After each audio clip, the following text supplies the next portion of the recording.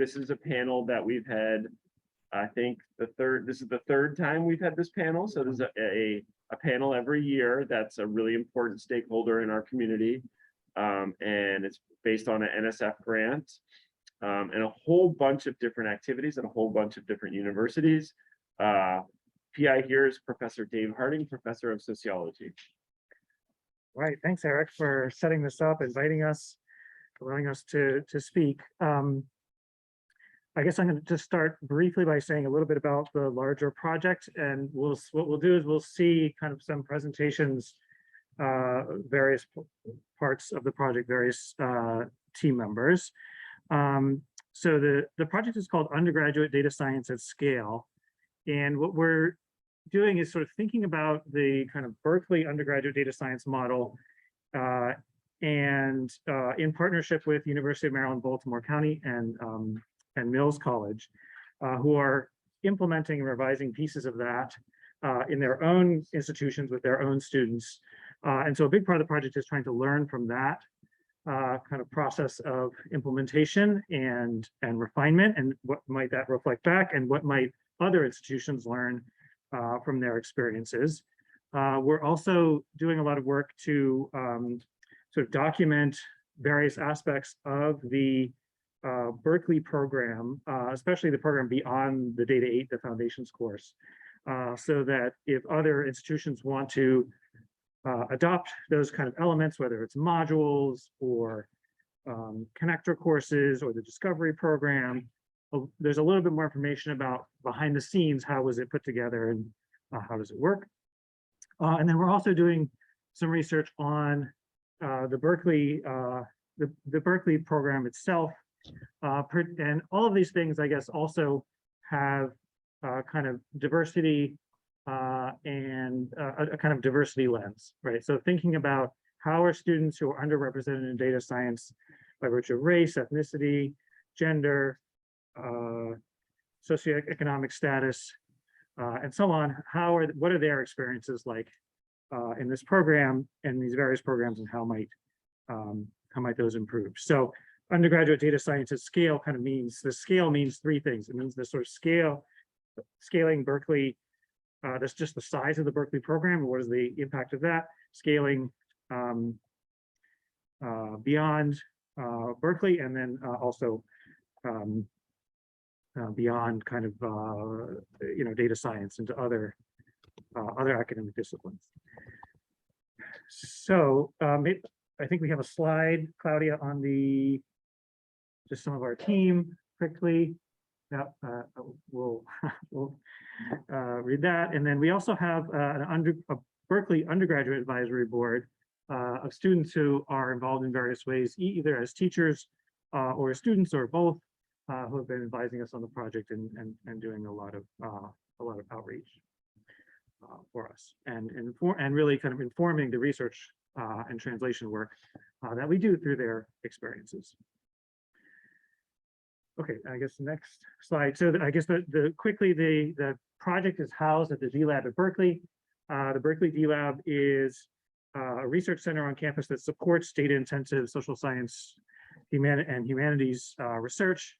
So we do a lot of training and research around data science and how it connects to a lot of other disciplines. We do workshops, consultations, provide data services on campus, and also do this type of research. So this is a quick overview of the different things you'll see today.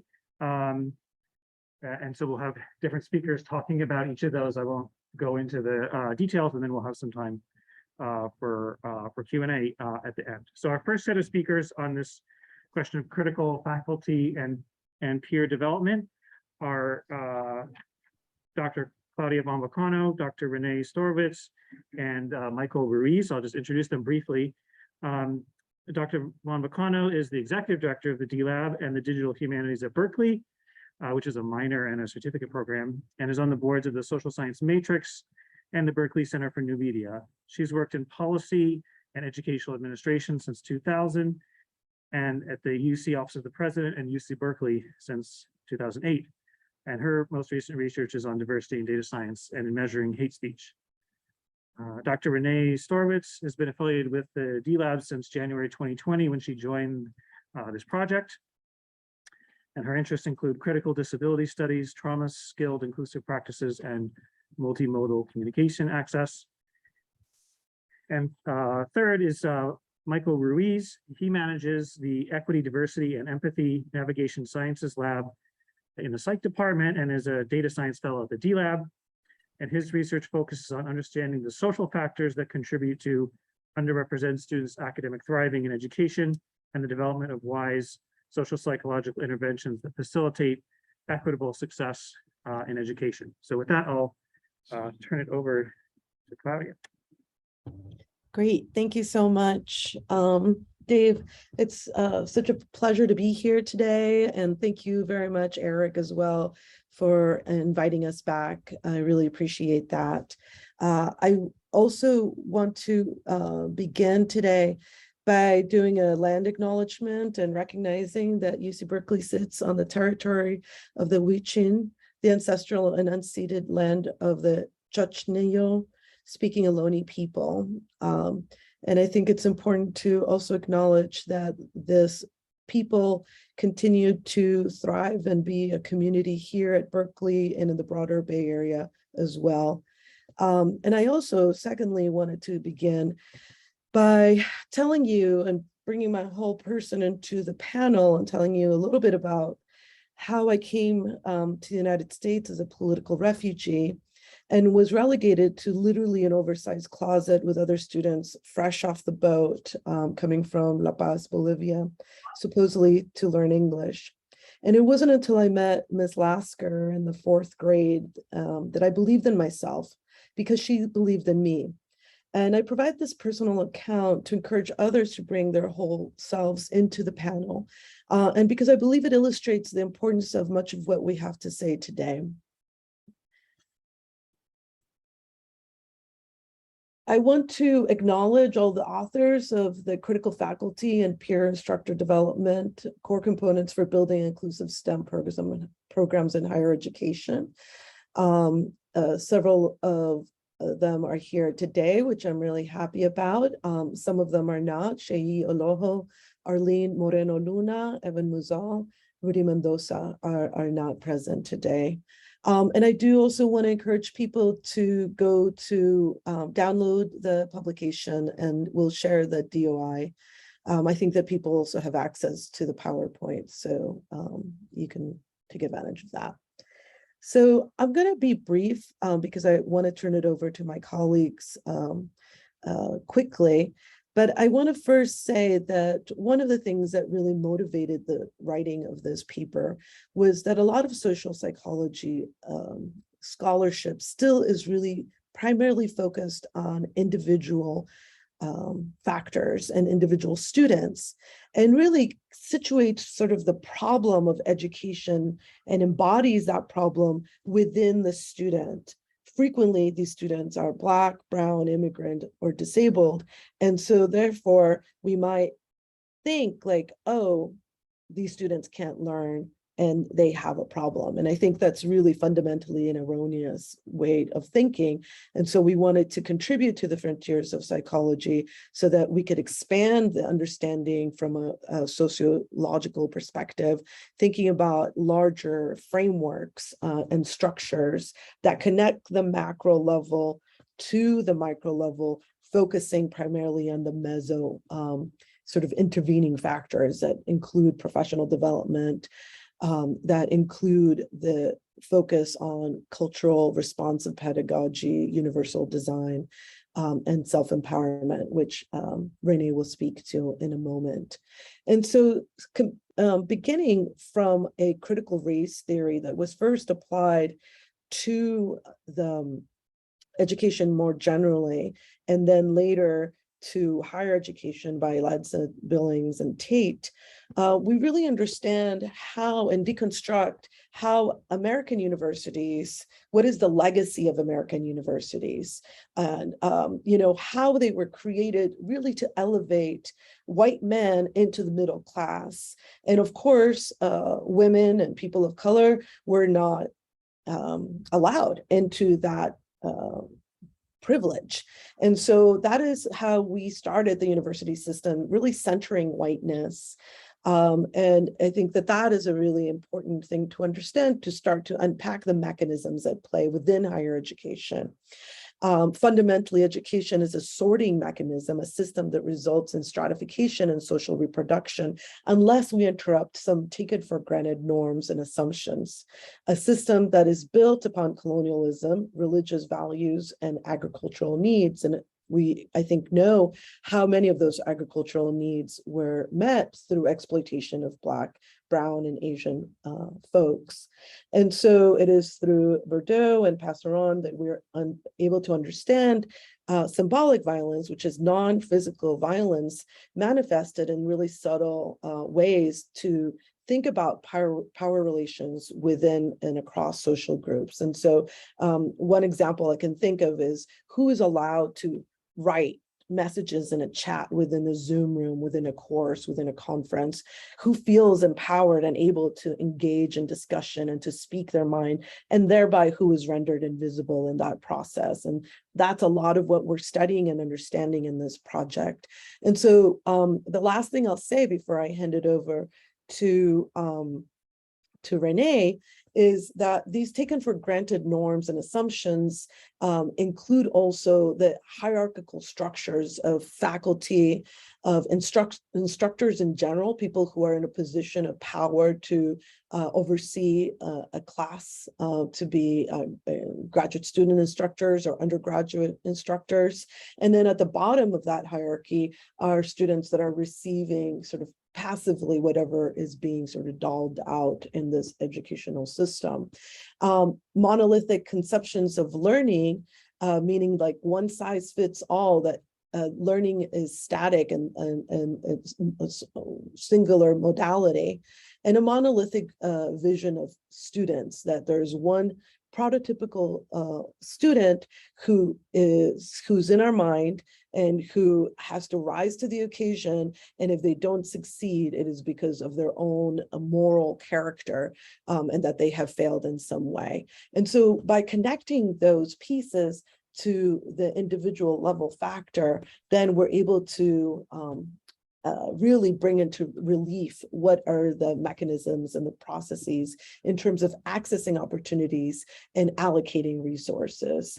And UC Berkeley has provided a really wonderful opportunity, a microcosm, to really investigate and interrogate these issues in many ways, because we're so fortunate that Berkeley is so willing to openly and transparently share much of the products that are being developed. And so with that, I'm going to pass it over to Renee. Thanks, Claudia. So for this next piece, I think I'll kind of link and add on to methodologically, a lot of what this paper is really developed around is the voices of students through focus groups that we conducted. So again, I encourage everybody to download and take a look at the paper. And if you have questions, feel free to reach out. But what we really started to learn by looking through these focus groups was a number of places where we could integrate and start to think about what are ways that we can improve and situate contexts that work better for a lot of the students that we're really wishing to serve, and to really provide a platform for a long-term relationship with data science through the educational process in higher education. And at UC Berkeley, there's two kind of core areas that we're really looking closely at. That includes both faculty and instructors, as well as peer instructors. So as many people may or may not know, Data 8 has a peer instructor component to it. So there are undergraduate students who are also helping with instruction throughout that large-sized course. And so we're really digging deeply into these two aspects. And so in terms of faculty, we go in to discuss thinking through concretely the ways that in faculty development, we can think about and really take action around empathy and reflexivity. Really bringing folks to think about their own positions socioculturally, and to really think about how to position knowledge, labs, course assignments, the syllabi, the textbook, to allow for students to bring in their own cultural knowledges and backgrounds into the classroom. Alongside this, important other aspects to consider are the ways in which we might already be, but we can also improve the use of culturally responsive pedagogy in the classroom and universal design for learning. And so I'll touch on these a little bit more on the next slide. But before we jump there, I just want to mention a little bit more in depth. We're also currently working on another project paper that focuses again on this peer instruction piece. Here in the Frontiers in Psychology manuscript, we've talked a lot about the ways in which peer instructors can think about encouraging a growth mindset, the ways in which the cultivation of a welcoming environment in lab sections that students are jumping into can really set the stage, and how we can really embed and think about the development of scientific identity or scientific selves in those spaces. And so another piece to add here is just that my own background is really in thinking about interactional dialogues in classrooms. And that's a lot of where we've heard from the students about their experiences and thought about how can we analyze and look at these pieces closer to think about opportunities for instructor development across these two levels. If we can go to the next slide, thanks. So some folks may already be well affiliated or understand background with Universal Design for Learning, but we wanted to touch a little bit more specifically today on the framework. So the image here on the left is showing 3 core areas of focus in Universal Design for Learning, or what might be called UDL for short. There are 3 boxes, each demonstrating a part of the brain, right, that's activated through multiple means of instructional practices that are provided. And so the idea here is that thinking through this framework, we can offer up additional ways for students to come in with their own preferences and backgrounds, activate and be able to both bring information and receive information in multiple ways in the classroom context. So the first image is showing the affective network, which includes the amygdala and temporal cortex and insular cortex, activated through multiple means of engagement. So this is where we're really thinking about the ways that we can stimulate motivation through sustained enthusiasm for learning by promoting various ways of engaging with material. The second piece is thinking about multiple means of representation. And so here again, we're thinking about the ways that we can activate the recognition network within the brain and really help students to be able to both present, but also receive information and content in a variety of ways to support understanding, within different learning styles or abilities. And then finally, the third piece of UDL really focuses on this multiple means of action or expression. So really activating that strategic network in the brain to offer options for students to demonstrate their learning in various ways. And so the end goal here is really flexible expert learners who are able to take in, respond, participate with a variety of content in your classrooms. And this really opens up multiple places for access points. Alongside this, again, I really encourage and we kind of lean into with the paper, thinking about how do we link this information with culturally responsive teaching. So if folks haven't already checked out, I really recommend looking at culturally responsive teaching in the brain, promoting authentic engagement and rigor among culturally and linguistically diverse students by Zaretta L. Hammond, and I can drop that in the chat afterwards. And this is all really centered around the voices of, disabled and non-disabled students on campus, but thinking about access as a wide frame network that we can really integrate and start to build up our classroom experiences with. And I'll pass it on over to Michael for the next piece. Hey everyone. So within the paper, we're sort of thinking about how these constructs that I'll be briefly reviewing are influencing the outcomes of students within the context of education. And so I'll go through each of these briefly and thinking about stereotype threat and what this means for individuals from marginalized backgrounds. So the concept of stereotype threat is focused on the idea of when individuals from backgrounds that are stigmatized in society confront the fear of a negative stereotype about their group membership in the context of education, that it produces a sort of anxiety that depletes cognitive resources that are necessary to perform an academic task or a series of academic tasks. And it results in this differential performance between folks with marginalized identities and those with non-marginalized identities. So in the literature, this is sort of discussed through like many comparisons of students from who are racially underrepresented in education, to those who come from a low-income background, to those who are first generation, and folks from the LGBTQ community. And this concept, it ties into each of these concepts that are listed on this slide. So status-based rejection sensitivity is a way in which to sort of like understand how individuals whose backgrounds are stigmatized in education come to expect or have anxiety around being rejected from those around them in these like academic spaces. And both stereotype threat and status-based rejection sensitivity have begun to shed light on how these sorts of psychological processes that are influenced by these larger societal factors demotivate students to build connections in these immediate in their immediate academic surroundings. And coupling that, there's the theory of imposter syndrome, in which individuals sort of, they'll have these academic achievements or successes, but they'll feel as if it's almost undeserving, or they'll sort of question themselves around gaining those awards. And this idea is sort of, it's associated with sort of like unenrolling from courses and like lower like academic achievement. And so these three factors, like stereotype threat, status-based rejection sensitivity, and imposter syndrome, they're very interactive with one another. So if there's a situation that students are in and they come to feel any one of these things, it might trigger an outcome that is associated with any of these sorts of variables. And that can translate into students not attending their professor's office hours, or not reaching out to their graduate student instructors or the professor of their courses when they have questions in their classes.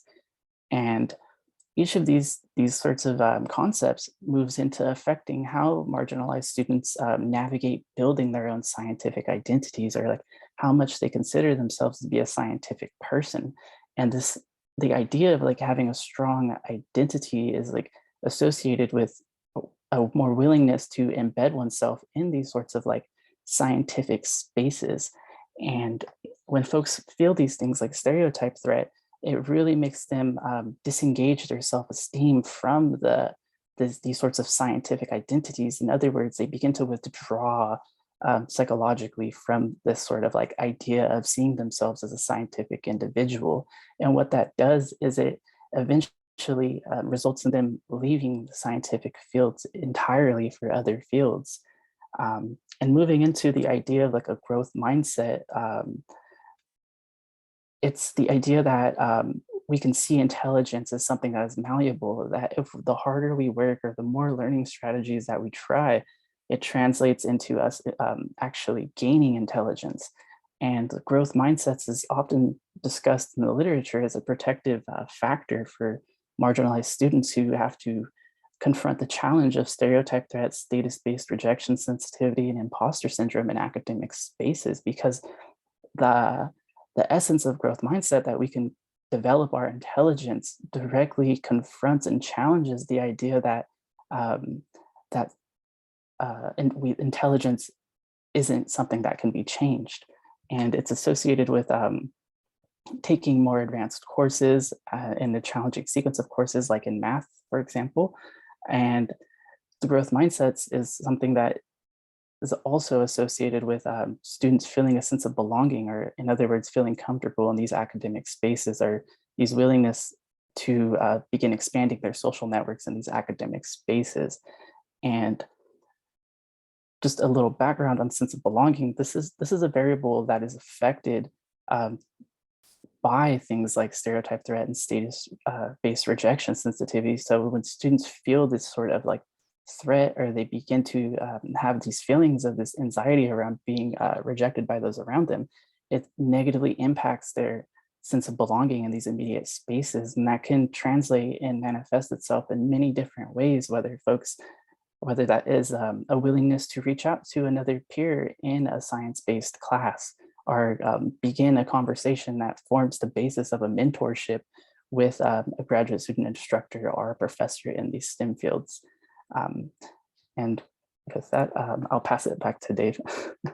Well, and let me just jump in just to conclude that I really encourage folks to read this publication and to think about the fact that sometimes we just have an impulse to conduct data analysis and not necessarily consult with a wide variety of different theories and frameworks that can support in the interpretation. And I think that this paper, what it contributes is to that way of approaching research that is a really expansive manner that both will look at granular student level, faculty development and instructor development, peer influences, but also look at the structural, larger institutional context within which we are all functioning. So thank you very much. Okay, thanks to Claudia and Renee and Michael. So we're going to switch now to the second piece, which is about digital data storytelling, and see how, what's being developed at UMBC.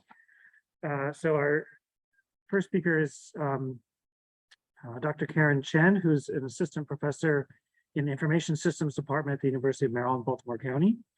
Her research interests are in applied data science, machine learning, and human-centered analytics in a wide range of domains to support human flourishing, including but not limited to healthcare and education.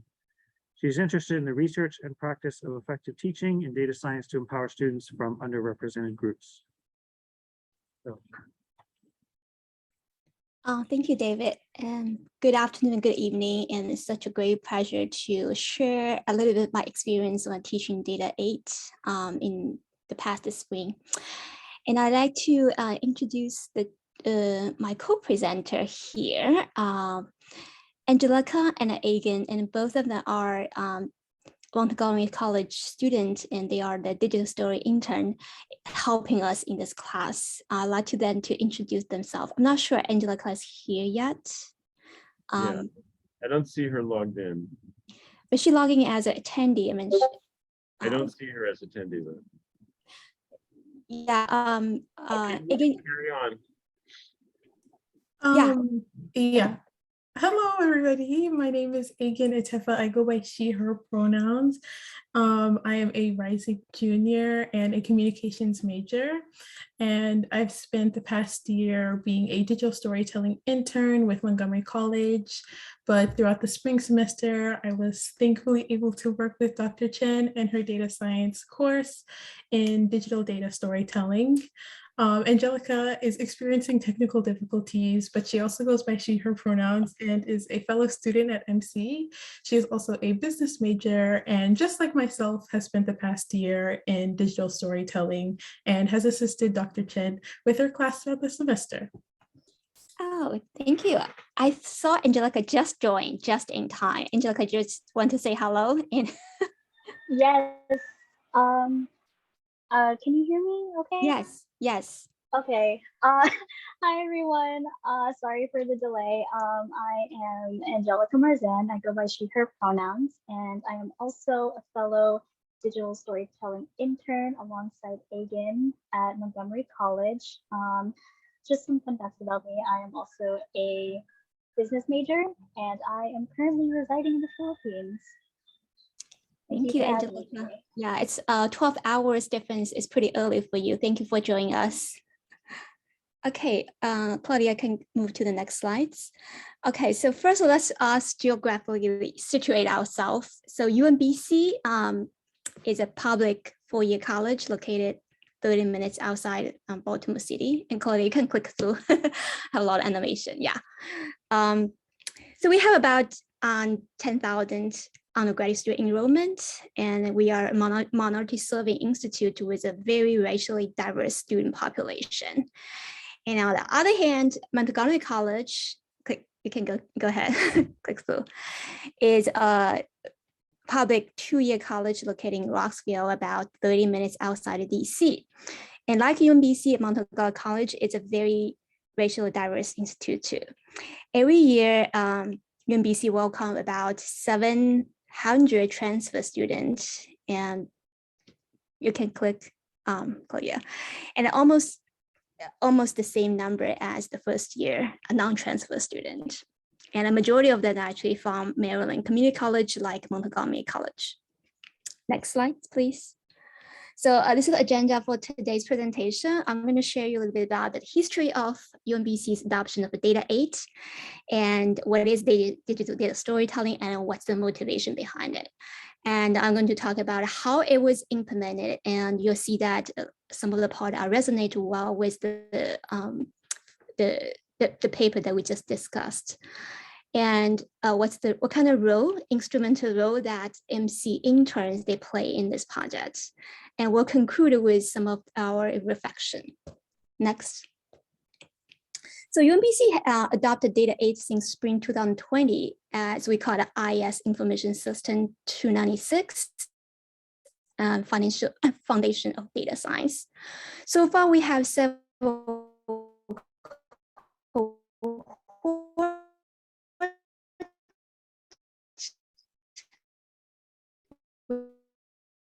in development class in spring 2022, and this is my first time ever teach this class. Very excited about that. Next slide, please. And you can click through, yeah. So this is a profile of the class, and it is very racially diverse cohort, and majority students are Black or students of color. And at least 40% of the students are transfer students from community college, and that reflected the UMBC transfer student proportion profile.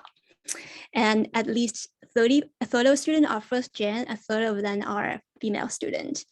And very interestingly, and we are seeing more and more diverse majors, students from different disciplines join our class.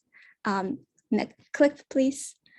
And we are fortunate to also supported by 5 data scholars. They are the peer instructors, and they are, all of them are from very diverse backgrounds.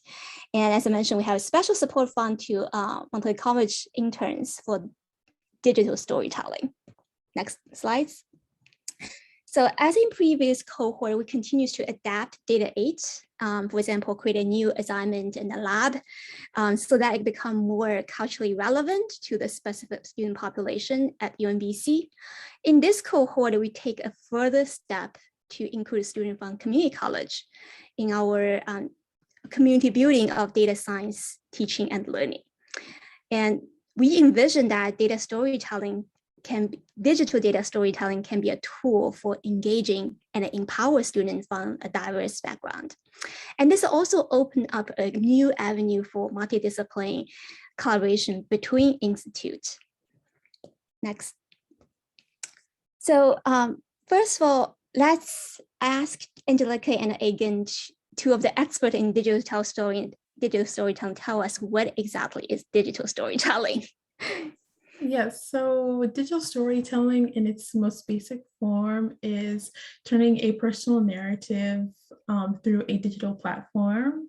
So this includes script writing, audio recording, visual content gathering and recording, as well as editing. And we specialize in editing in the online video editing platform called WeVideo, as well as being able to publish it online, whether that be through YouTube or through our school community.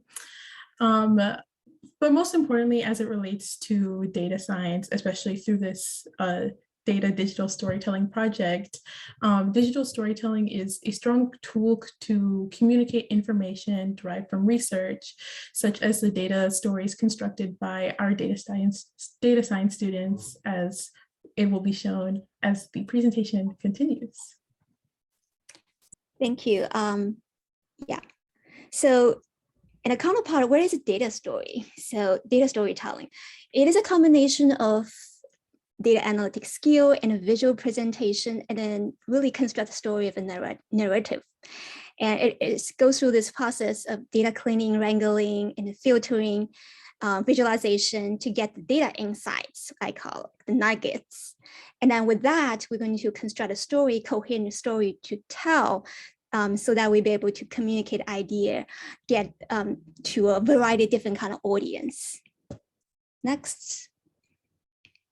So what is digital storytelling, and then when it combined with data storytelling will be something called a digital data storytelling. So basically it's a data story using a digital format such as video, and it requires integrated skill from students to have both data acumen, that is what are we supposed to teach in data 8, but also storytelling and the communication skill, which is part that we try to push in through this collaboration. And these are skills very crucial, but very hard to teach, and still learning how to teach it in this project. So here's some example of the very popular, good digital data story.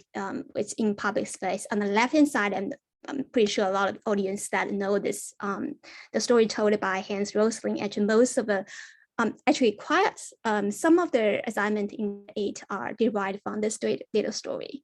And the right-hand side is a story told by NASA about what are the chances of another Katrina. Okay, next, please. So we are very grateful to have opportunity to collaborate with Montgomery College interns, and they bring in their unique skill in digital data storytelling at a level 2 intern, which happened after they gain initial experience with digital story as a level 1 intern. And this is also opportunity for data science students to share their newly acquired skill to better engage in active learning, which are shown to be effective teaching strategy, especially for underrepresented students. And this setup resonates well with the frontier paper that Claudia and her colleagues was presenting previously, especially with respect to the meso level intervention, specifically peer instruction, a peer instructor. As we bring together students with complementary skill, both has something to teach and learn. And in addition, students share common background. Just to remind yourself that 40% of students in my class are transfer students from community college. So this will build a solid foundation for community building. Next. I should also mention the community and the partnership infrastructure that we are leveraging for this collaboration. UMBC has a long history of active community in digital storytelling. In addition, UMBC has a strong partnership with Montgomery College in digital storytelling internship. Next. So this slide's a little bit busy. So this is an illustration of how digital storytelling is playing out based on the current Data 8 curriculum and where MC interns role come into the picture. So first the row shows the course content, and we broke down into the units. So data storytelling is mainly built upon 2 types of skill: data table manipulation, table operation, and then data visualization, generating the plot. So the output will be a series of data insights that were ready to be woven into a story. So we have 2 cross-training workshops. Claudia, you can clip through. That happened about 2 weeks after the end of each of the units. Each workshop lasts about 2 hours. In the first hour, the data science students will teach interns about the data analytics skill using the Python notebook. We use Google Colab. And during the second hour, the MC intern will share basic of data storytelling. Next. So, and there's also another component weaving into this project is we call it story reading exercise. So starting from midterm, I started to introduce the weekly story reading as a homework assignment. And they will need to give a title for the story. The story, and then write 1 to 2 sentences to tell the story. So this is the one way of engaging racially diverse students to present by presenting them the data story that are intimately relevant to their life. So here just 2 examples. Left one is about the racial gap in STEM force, and the right one is about the value of a college degree. And of course, when I gave the assignment, the title was left out for them to figure out, and it'll be interesting to compare their answer. And a student I asked to pick a topic within the framework of human flourishing, and which including 5 different components. And on the right-hand side, I'm showing you the topic chosen by a student. And the most subscribed topic in this cohort are climate change and world happiness. So next, these are the 3 data story examples that created by the student. And 2 of them are related to the climate change, climate science, and then there's one about would have been this report. I don't think I have a time, but I'm more than happy to get a permission from a student to share you the stories. Okay, so next, we're going to hear some reflection from MCC intern. I have 3 questions prepared for Egan and Angelica. The first question I have is, what's your understanding of digital storytelling and how it has changed through the course? Yes, so data analysis is more of the quantitative aspect of digital data storytelling, while the digital story in itself provides the qualitative aspect, utilizing creativity to share data analytics in an interesting way. Oh, to add to that, sorry. I was just going to mention that, especially throughout the beginning, we only had a limited sense of data science and analytics and little experience with coding before being able to intern with Dr. Chen's class. So there wasn't much to go on beforehand when first hearing about digital data storytelling. We did already know a lot about digital storytelling and its process, as previously mentioned, from already being interns within the past year, as well as partaking in past projects in other courses at MC that involved a digital storytelling component. That's great.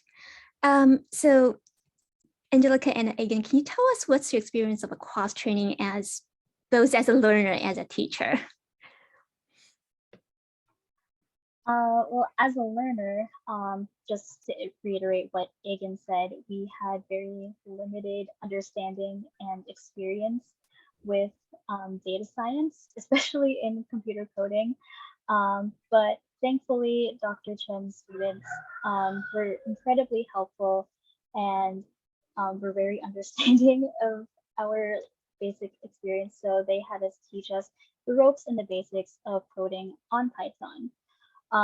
This was a bit overwhelming at first, just because we had to get accustomed to the coding language. And through this process, we realized how meticulous this was and very detail oriented it is. And because of this process, we were able to sympathize with the students and their possible struggles with any of the data science projects they were assigned, as well as collecting data analytics. And to add on to the teacher component in the cross-training experience, since we both had experience in training others in digital storytelling processes, whether it be from past workshops or visiting classrooms or hosting tutoring office hours, it wasn't as overwhelming as being on the learner's end. So through the teaching component, we were able to prepare different examples of past digital stories, as well as provide a step-by-step process of the digital storytelling experience with visuals to reference for students to check out when both in the moment and for future reference while conducting their own digital stories. We also held a story circle, which is essentially a set time and space for a group of individuals to share personal stories based on a thought-provoking prompt. Thank you. I have to testify. I'd like to testify that after the training and the student that was able to create a 1-minute video right away. That's pretty amazing. Thank you. I also learned a lot about a wee video. So how this experience might have an impact your future career choice, if any?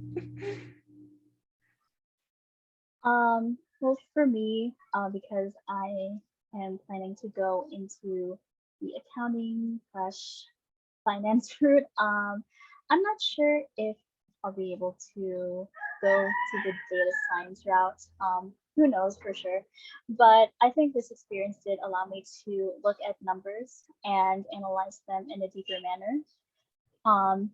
And combining that with digital storytelling, I was able to understand the like what the numbers mean and what graphical patterns indicate. And I think watching Dr. Chen's students' projects, the digital data stories that they have made. I was inspired to think about what certain numbers mean and what any of the graphs indicates and what they mean for certain topics.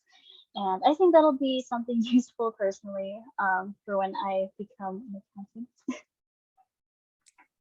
Great, thank you so much. I have to mention that their role in the class, not just these 2 cross-training workshops, they actually they are on Discord all the time, and a student can reach out to them very easily. And sometimes, like, they actually use student as a sounding board. Can get the feedback from them. Usually, we have as a data science, we have an expert blind spot, and but they help us to really encourage us to tell the story that can be comprehensible to a wide number of audience. Okay, so I think that's the end of the presentation. Oh, where's Angelica? Somebody asked. Angelica is based in Philippines right now. Okay, so yeah, Claudia, I can. That's in our presentation, I believe. Great, great, great. Thank you. Dave? Yeah, okay. Thanks, Karen and Egan and Angelica. So our next presentation is a kind of work in progress analysis on what we call in the group unenrollment from Data 8 from the Foundations course, and looking at differential patterns in that across groups.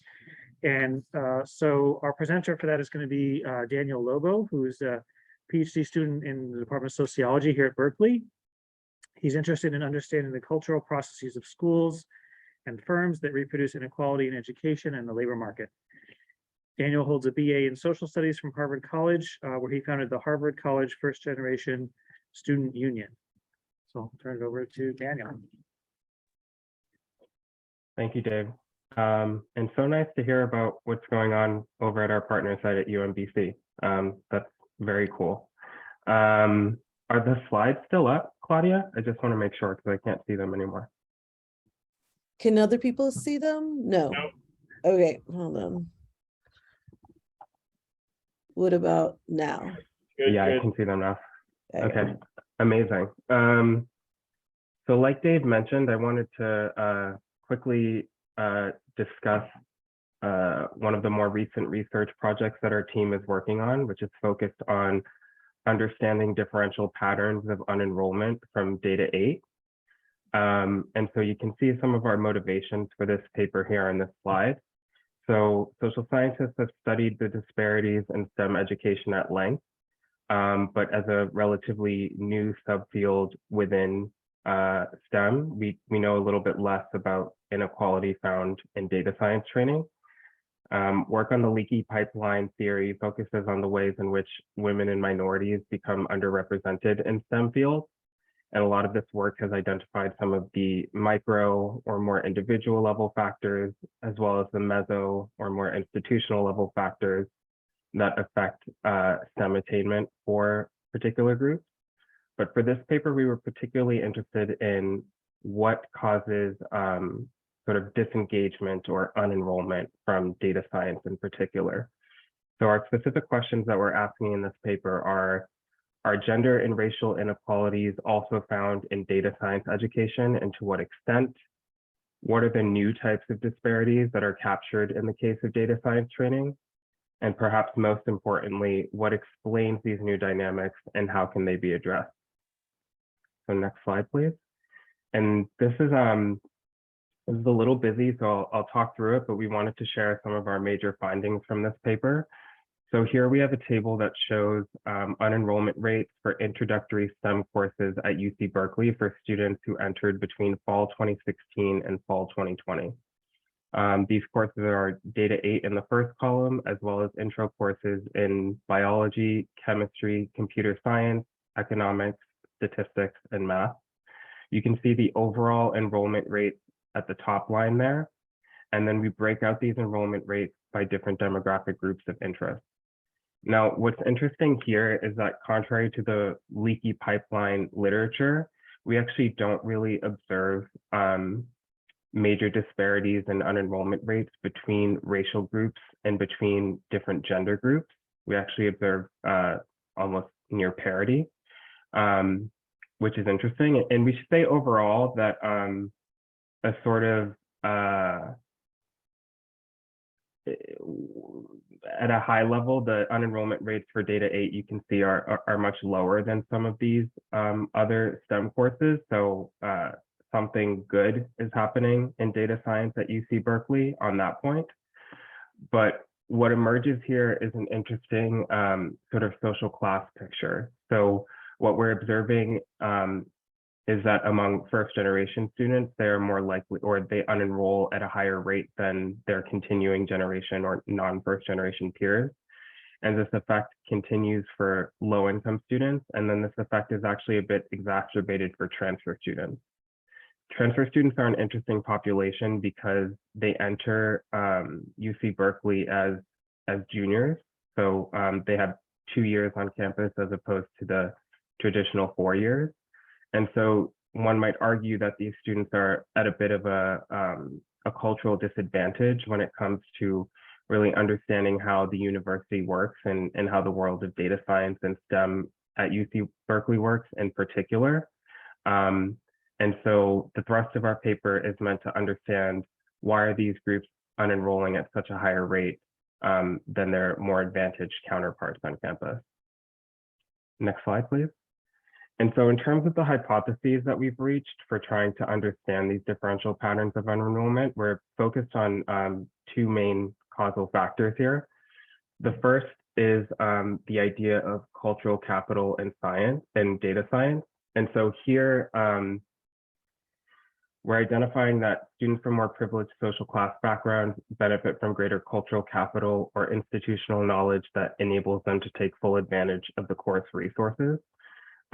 And sort of picking up on how Claudia opened up this discussion at the top of the presentation, I want to point us to the work of Harvard sociologist Tony Jack, as outlined in his recent book, The Privileged Poor, where he says that cultural capital refers to the collection of taken for granted ways of being that are valued in a particular context. So the idea is that children of middle and upper class parents are seen as having an advantage when they get to college because the norms that they learn at home are the same norms that govern campus life. Norms such as feeling entitled to adult time, being proactive about forging relationships with authority figures, and even knowing the value and norms of office hours. That office hours are meant to deepen one's understanding rather than to test one's knowledge.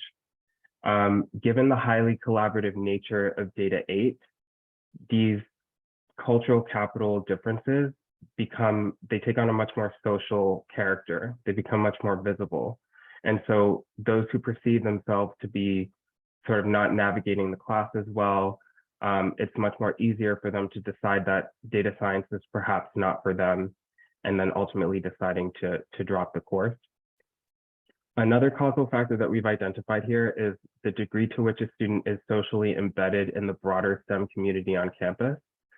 So we find that students are more likely to persist in Data 8 when they're more deeply embedded in the broader community on campus, because this gives them not only greater opportunity to develop a growth mindset in data science, to sort of have familiar reference points of struggling through other STEM courses that then carry on into this learning experience in Data 8, but also that they sort of more tactically have more avenues for peer support to mitigate the course load of Data 8. So in some of the focus groups that we've conducted that Renee touched on, we'll hear commentary from students who talk about like maybe touching base with peers that they know who have taken Data 8 in the past, to review past assignments, to really get a sense of like what the expectations for the course are, which provides for a much different experience than somebody who is not only completely new to data science, but doesn't have those sort of peer support networks in place in STEM. And indeed, what we find is that transfer students and first-gen students are less likely to come into the course knowing a peer who has taken Data 8 in the past. So that's sort of an indication of the structural difference in terms of peer support between those student groups. And now I think I'm going to hand it back over to Suzanne. Okay, thanks, Daniel. Let me introduce Susan Wang quickly here. So we're going to shift to Mills College now, and Susan's going to tell us about her work at Mills College, teaching the foundations course and all the things that she's learned from that process. So Susan Wang is professor of mathematics and computer science and holds the Eleanor Kilgore Snyder Professorship at Mills College. She directs the interdisciplinary computer science graduate programs at Mills. Susan's research focuses on data structures and algorithms, parallel computing, and computer science education. She's interested in broadening participation in computing and data science, especially by women and underrepresented groups. So over to you, Susan. All right, thank you very much. Yeah, so hi, I'm Susan, and I teach at Mills. That's actually right next to Berkeley in Oakland. It's a women's college. And it has a very diverse student body. It has over 60% students identify as students of color. Over 50% of them identify as LGBTQ+, and over 30% are first-generation students. And I have been a faculty at Mills for over 25 years. So teaching mostly computer science and more recently data science. So today what I'd like to do is to share with you some of these practice recommendations regarding teaching in computer science and data science. And many of these are based on my own experiences, what have worked for me, while others are strategies that I'm trying to implement myself as I'm still practicing. So my first recommendation is an obvious one, but very important one, and that is having small class sizes. So small classes basically give you the bandwidth to pay attention to individual students, to tailor your instructions to them, and to do a lot more because you have more energy and time to pay attention. So it is just so important. So always ask for that. I know it's clear that, the advantages are clear, but ask. Next is to get to know your students. You need to see your students, make eye contact with them, and get to know them. So something I do in the first day actually is just to pass out index cards. So then the students can write down their preferred name, pronouns, and the index cards are helpful because actually some students are not comfortable sharing some information like their pronoun publicly out in class. They have hesitation. So writing it down makes it easier. Also, the index cards makes it easier for me because they serve as a reminder of what they say. If they say it publicly, sometimes I don't quite remember exactly their preferred name. So having that is very helpful. But using that, you get to know them, in the first day. And over time, I think it's important to just, ask who they are, what their majors are, and then also let them know about you. My next recommendation is a very important one, and especially in the space of inclusion and diversity. And that is being intentional,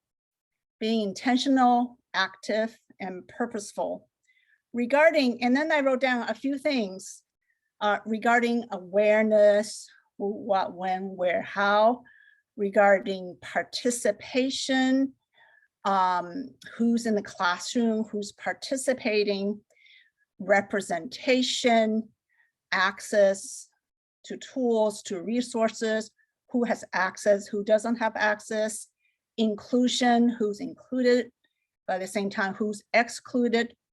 And these are at the core of every interaction, not only in the classroom, so every engagement.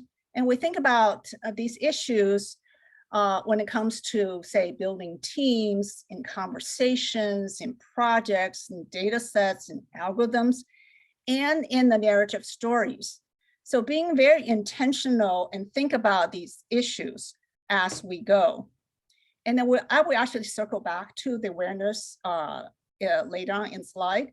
So being intentional, so thinking about these things as the course progresses. And the next recommendation is, I think many people use, is just basically set the ground rules for the class regarding class conduct and the respect and how to engage, especially if you're having some difficult or more sensitive topics. It's nice to set the ground rules first. Next. So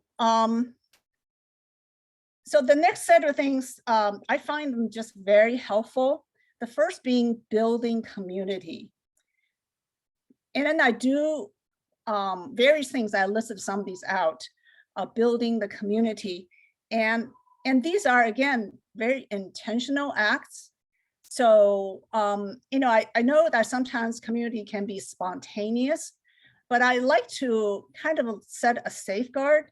So, you know, set things up. So even something like peer-led study groups, sometimes I actually try to set it up. So, so it happens. So then I would designate somebody, it could be a volunteer and sometimes it's paid, a student in the class to kind of lead or hold the study group. They don't know the answers, but they'll always be there. So people know that the studies groups take place, so then they can go to them. And I find building community just an important aspect of being in the class. And then a sense of belonging that, you know, I belong, I can go to different places to get help or even just to socialize. The next one's regarding, you know, TAs, labs assistants, and then in this presentation, people talk about peers. It could be peer tutors. So in this case, I find, you know, these people serve as role models. So diversity matters. So we can be intentional about, you know, sort of encouraging people to be peer tutors, to be labs assistants. So then they represent the community. And also in this space, the training and the mentoring have to take place. So, you know, I feel people are not just born good TAs, good instructors. So you need to put in the time and the energy to train them, and as the semester goes along, to mentor them and to have discussions about special cases, how to encourage students. So all these are necessary in terms of having a successful experience for the students. So I feel this step is an important one. And for larger classes, this becomes heavier responsibility because you have more of these lab or peer assistants that you need to kind of manage. But it is really important aspect and it's worth the time. And then to also, so the next recommendation is just to highlight contributions of various groups of people. So this takes some intention, so energy to kind of search them out and sometimes invite them to come to class. So they serve as role models, and they serve as what student can see who they can become. And that's actually important. And then you weave it in throughout the semester. So next. And then we heard about culturally responsive pedagogy. And so in some sense, things that speak to the students. So in data science, for example, we could pick topics that are relevant and engaging for the students. So one challenge here is basically find good data sets. So real world data sets that reflect the topics that students are interested in. And so one thing I've done, and this is actually 2 years ago when we had the election, is we had a week of discussion and looking at data for voter registration and voting patterns. And that could be, so we did it for national, regional, as well as local, say Oakland. And so people can then focus on what interests them within that area.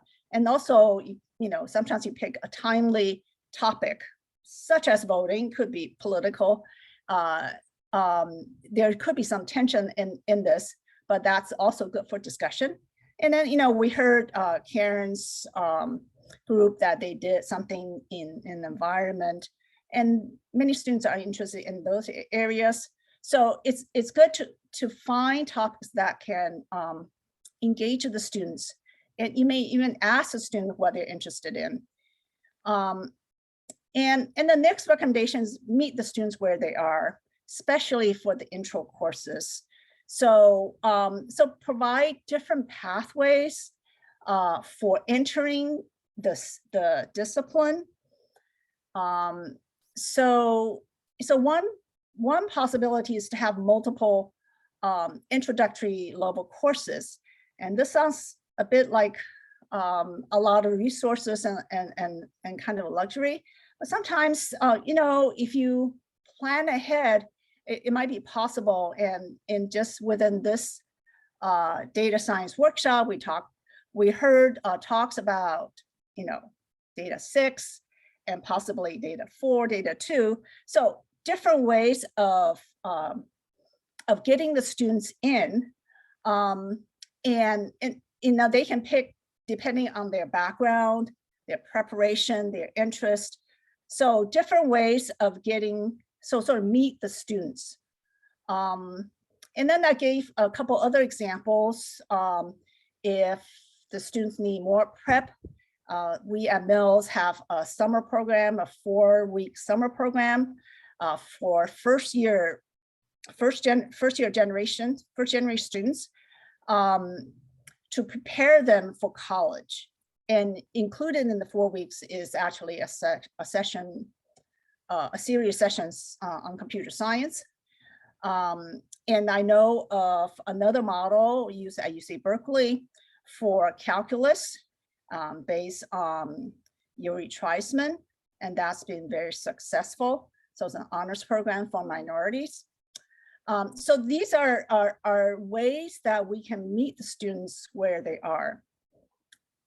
Next, please. And so the next topic is being flexible for learning and assessment. This puts quite a bit of, I mentioned intention at the beginning, that it puts kind of a lot of thought at the beginning on how to deliver sort of the instruction as well as assessment. So prior to the beginning of class, the instructor can think about how people learn and how you could assess them in different ways. So it involves a bit of work. So then if it's possible to assess a student by an exam or by doing a project, you would then have to design that. So then both vehicles meet the learning objectives. So it involves more work, and then it needs to be planned out, but then it's possible. And I mentioned another thing I do, I actually give time extension time exams. So, and then that involves scheduling exams, differently, so it doesn't interfere with other classes. So I just want to take the time pressure out. So for example, one hour exam, they could have additional time if they wanted to. So then the time is not an issue. It's not really I tell them it's not an unlimited time because that's impractical, but You don't have to worry about time constraints. So there are different ways of building in flexibility. And you know, again, it has to be intentional. And then I also like to kind of just get a pulse on what is going on in class, how the class is doing, how the students are doing. So you pay attention to sort of the diversity of students in the classroom, and what, you know, I pay attention especially to a set of students who are not doing well, and to see what's happening, how I could help them out. So you need to do some sort of, you know, teaching assessment. You can do that through surveys. You can also get a sense from your peer tutors or TAs, and to figure out what's going on, what's working, what's not working, and make adjustments. So mid-semester is a good time, or even before that. And so, you know, be reflective. Next. So with regard to inclusion and representation, I sort of listed out a few things that that we can do in data science. And the first thing is actually awareness. So with regard to, say, data sets, a lot of times, you know, that's the beginning part of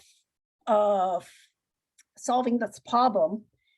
But that's actually a place that things could go wrong. If you don't have the, you know, a sound data set, then your analysis and your conclusions all could go awry, because the data does not represent or does not include everything.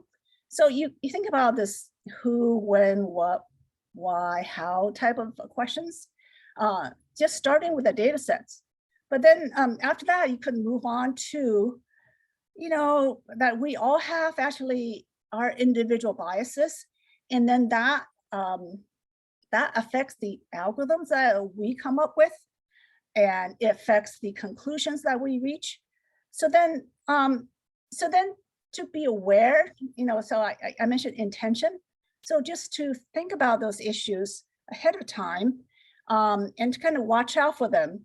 So one thing I encountered when I was doing the voting and registration is actually, for example, the gender is treated as a binary variable all throughout in the US Census data, that changing it is hard, because in past data, you know, so you don't correlate well with the past data. So that's one thing that we, you know, we can identify, and then to think about possible solutions from there. So next, please. So I think, and this is my last slide, and I would like to touch on the professional development, and we've heard about this earlier. That's for both the TAs and the instructors, or the peer tutors. So that's an important aspect. I mentioned that the instructor need to be aware of that, and to both for the training and for the mentoring. For the faculty side, I often feel like, you know, we earn our PhD and we're just thrown into the class without any background in pedagogy. So then we need that training or that update, you know, often.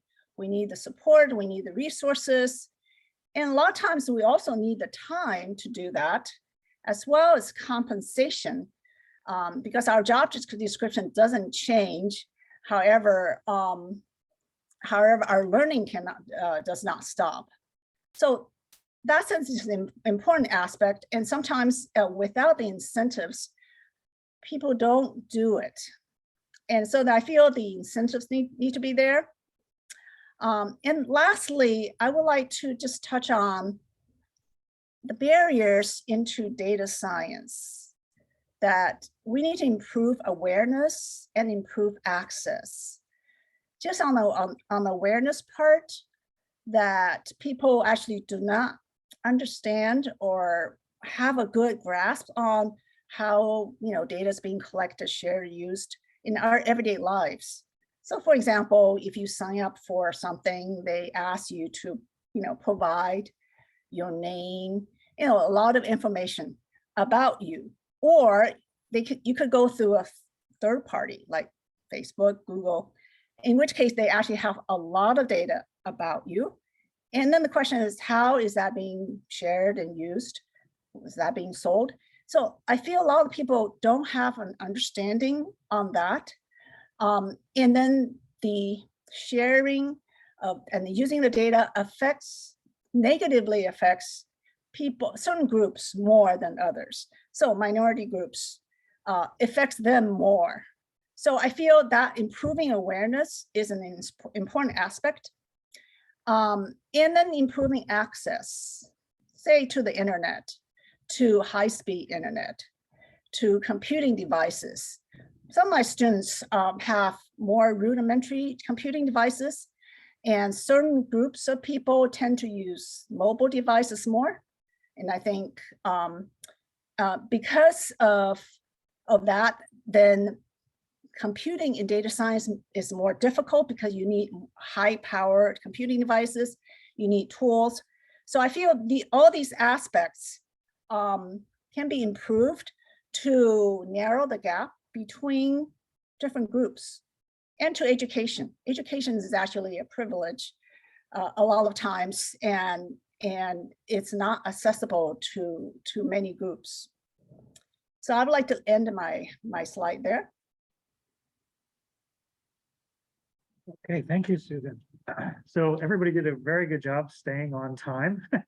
So we have 15 minutes left for Q&A. So for folks who are on the Zoom, you can put questions into the chat, I believe. That's okay. Eric's telling me that's right. We have questions here in the room. So yeah, let's get started. Move a little bit closer. Yeah. I have a quick question for Daniel and the unenrollment project. Were you able, in terms of the timing, to include the data scholars or the data six program to see if that contributed to fewer students dropping out? Great question. Can you repeat the question? Sorry. Yeah, so she was asking if in your study, were you able to check the effects that data scholars, data six, transfer scholars, some of the surround support things that we've heard about earlier in the week, were you able to look at whether they changed the rate of unenrollment? I think was your outcome. That's a great question. I know data scholars is something that we've talked about pretty actively as a team, but I don't know that we broke it out in this analysis to look at if there's a sort of differential effect in their enrollment patterns. So yeah, that's something that I definitely want to look at a little bit more closely. For full transparency, I should say that because there are a few authors on this paper, and our research team member, Isaac Sloan, is not with us today, but he was the one who was leading the sort of data analysis with the administrative data, whereas I was doing more of the analysis on the survey that we administered to students who had unenrolled. So I wonder if that's something that he's more actively thought about. Yeah, and I think also, just if I'm not mistaken, Dave, my understanding is that the unenrollment paper is based on the notion that you enroll in foundations of data science, and then before you move forward, you decide this is not for me. In order to be in data scholars, you have to have taken or be currently enrolled in foundations of data science. And so in our focus groups and interviews, something that has come up is the notion that we need something additional. So that's data six. And so data six would make sense to conduct that analysis. I don't think that analysis has been conducted yet, and it's still a manuscript, and it may be for the next paper also. But it would never be with the data scholars, because that's limited to the course and being a participant in that course. So what else do we need? I think the argument we're going to make collectively through all these different papers is that we actually need more supports, not just a support linked to the foundations of data science, but larger supports like CalNerds, for example, right? That is a support that doesn't matter if you're enrolled. So saying if you're being part of CalNerds, also improve your ability to complete foundations of data science, that's another really good question that that is possible to answer.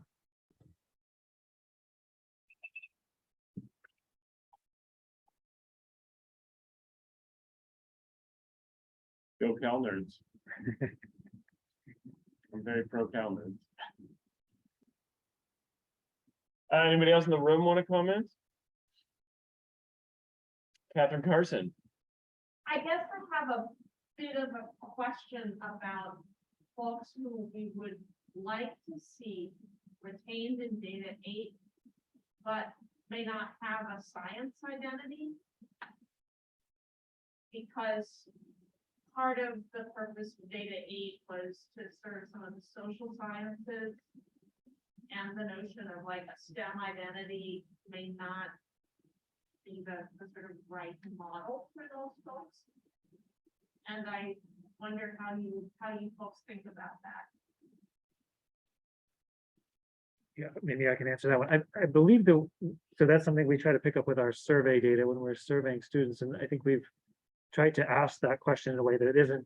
I mean, the work we're doing is embedded in the STEM education literature, so we talk about STEM, but I think the way we're asking the survey question isn't really specific to STEM per se. It talks about data science specifically. But that's, yeah, one thing we could do, I guess, is start to break this out by, we have people's intended major, at least when they come in to Berkeley. So maybe we could start breaking it out by that and seeing if because that's certainly going to be correlated with the other characteristics we care about too. Yeah, it's interesting ideas. And maybe that ties a little bit to Michael's future paper in terms of the warm context, or the sort of warm context of reception in different departments. Michael, I don't know if you want to kind of introduce your idea for that. Yeah, so thinking about how different departments have different microcultures, and how those microcultures can facilitate students from various backgrounds who may or may not identify as science individuals, contributes to their sort of like sense of belonging in those departments, or even leading to like those individuals are feeling supported in a way to try to take these these data science courses. I think with some of the current modules or the push-ins that's like happening, that there might be like some way to explore that, and how the data science program at Cal has developed these like module push-ins. It's where there are these courses that aren't necessarily data science, but they're including these data science elements. And there's research in the social psychology field that shows that some students who may not identify as science individuals, but have these very like pro-social or communal values where they want to give back to their communities and help their communities, they might be able to sort of see data science as a potential pathway to giving back to their communities and helping them sort of like gain an interest in taking those data science courses.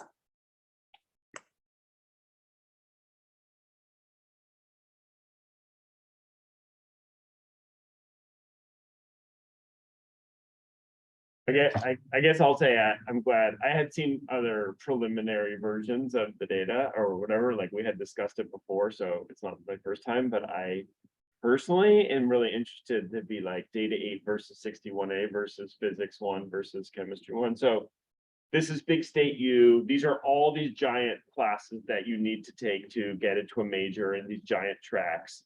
They interestingly, I mean, this is like potentially like another area of study, but they all have scholars programs, like biology scholars, chemistry scholars, CS scholars, data scholars.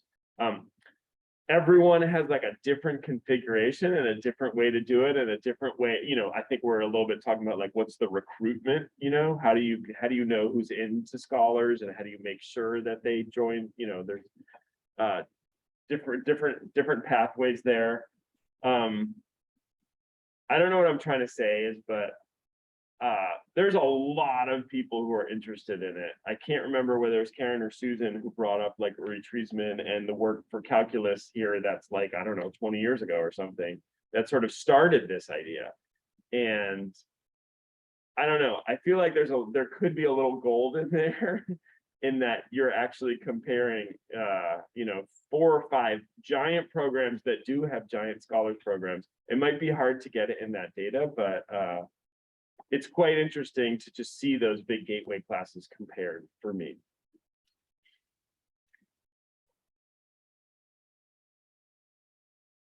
Is there any data scholars program that starts earlier?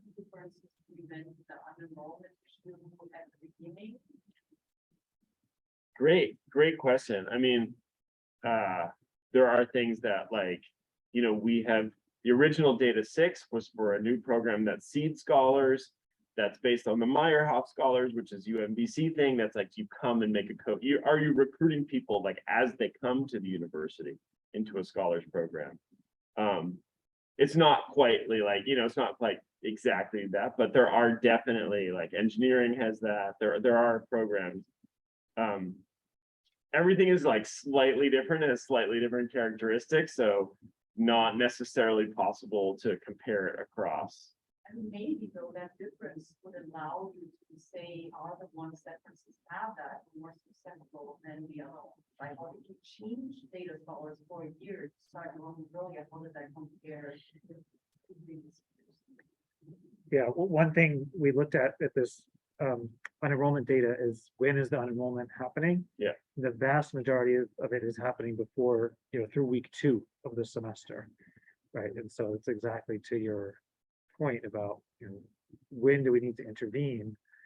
Very early. Very early. Well, and also arguably, I think fundamentally what part of like the Frontiers paper, Frontiers of Psychology papers, I think arguing and throughout all of these presentations, which you see is that we're swimming upstream, right? Because grades, fear of failure, these like traditional markers within higher education are not benefiting students who are minoritized or marginalized.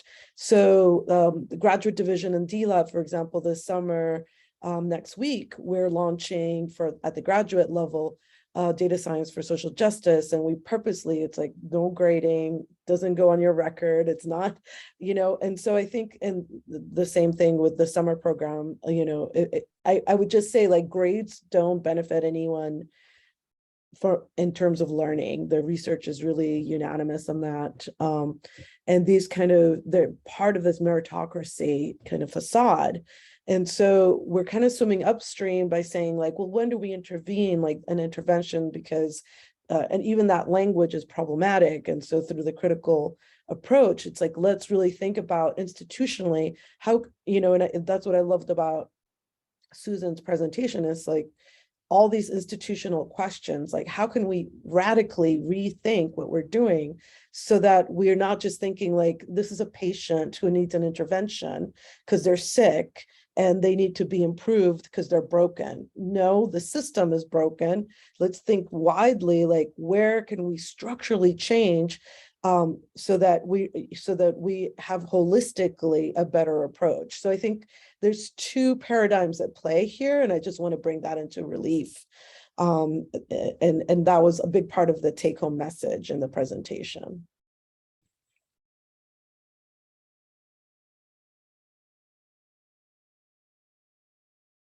Yeah, thanks everybody for all these different contributions and all the different people. This is such important work, and it's work that's never done, and it's work that we all, just need to continue on because it's always going to be here. It takes a lot of energy to keep keep dedicating ourselves to it. And thanks, Karen Chen and Susan Wang, and for bringing your interns as well, and for everyone that came to participate. It was really, I learned a lot from your presentations. Thank you. Thank you for having us. It's such a great pleasure.